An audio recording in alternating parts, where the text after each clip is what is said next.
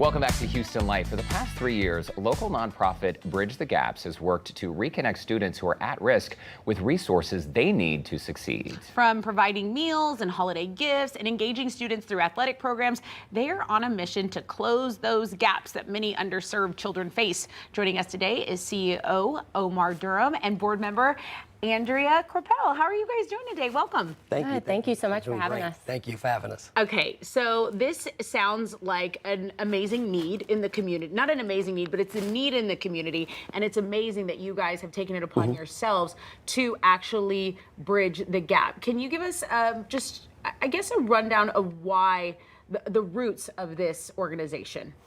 Okay, well, the roots of Bridge the Gaps, I'm glad you asked that. It's a great question. The roots of Bridge the Gaps is me being a teacher for so many years.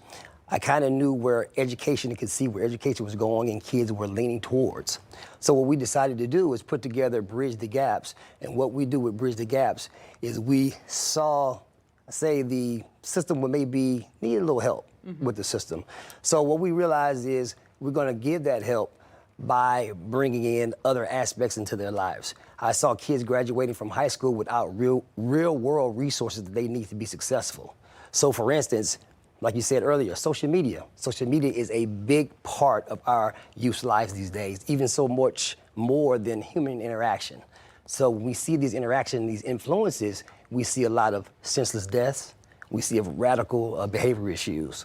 So through those different problems, all we're trying to do with Bridge the Gaps is kind of help them have a more positive interaction in society, give them new avenues that they may be able to take, so they just have a better future outcome in life.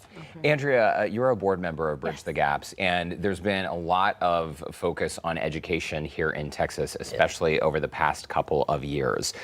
When you look at our graduation rates, when you look at literacy rates, there are so many challenges faced by the young people in our community. Overwhelming? I mean, Bridge the Gaps is making a difference, but there is so much work to be done. So how do you approach every day?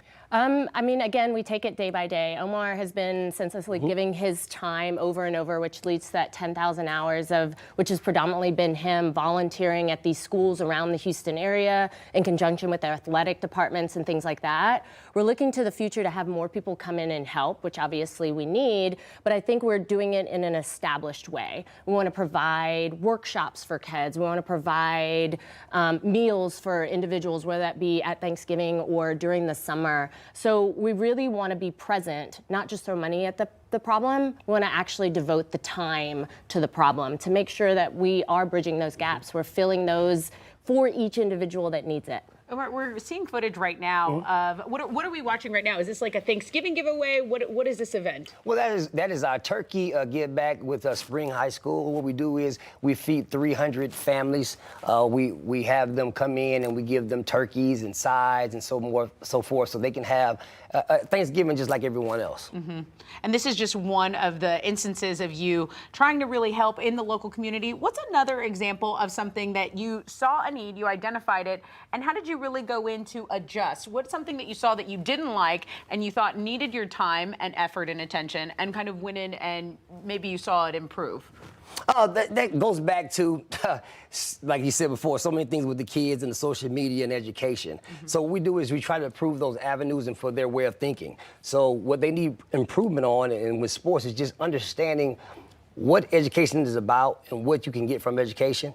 And I think the kids right now are just getting lost in understanding their value in life. Okay. When you talk about the basics, like the food distribution, like social media, all of these real world things, barriers that exist in so many of these young people's lives, a lot of times when a young person is not doing well in school, it has nothing to do with their ability or lack of ability to learn. It's all of these other elements in their lives.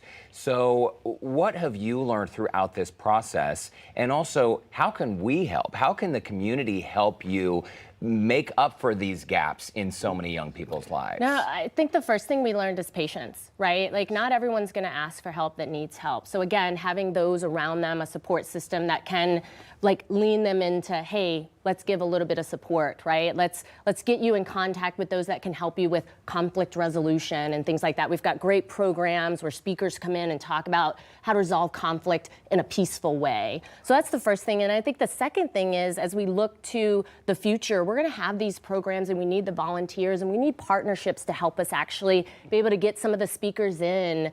We're going to have 5Ks and things like that that might help us to get a little bit of funding in, because ultimately at the end of the day, sometimes it does need to be funding that helps us get across that finish line. So with the patients, with some support from our community and things like that, we really feel like we can touch more in 25 and 26 than we have in 24.